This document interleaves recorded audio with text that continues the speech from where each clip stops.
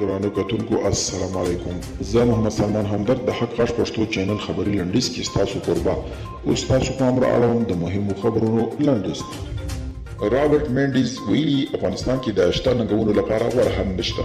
د امریکا د استازو د جرګې د بهرنیو اړیکو د کمیټې رئیس رابرټ مینډیز ویلي افغانستان کې د شته ستونزو او ننګونو لپاره لا هم غوره او مناسب حل نشته. د مینډیز په وینا باید ډاډ ترلاسه شي چې د امریکایي ځواکونو تر وتلو وروسته طالبان په افغانستان کې نه واکمن کیږي. سکاټ موریسن وایي د روان کال تر پای خپل سرتیري وباسي. د استرالیا لومړی وزیر سکاټ موریسن ویلي چې د روان کال تر پای د افغانستان خپل ټول سرتیري وباسي. دا مهال استرالیا په افغانستان کې ټول 80 تنه جنګیالي لري. د حزب اسلامي پخوانی غړي جمعه خان همدرد وایي ټول سیاسي ګوندونه باید د سولې لپاره په یوه طرحه سلا شي او د ترکیې غونډه کې ګډون وکړي ترڅو د تلپاتې جنګ ته د پای ټکی کیږدي. او افغانستان او ترکمنستان په کابل کې د ټاپي غاز پایپلاین د رغونې کار پر روانو چارو بحث وکړ. دواړو لوریو د ټاپي غاز پایپلاین د افغاني برخې امنیت ډاډمن کولو لپاره هوکړه هم لاسلیک کړه.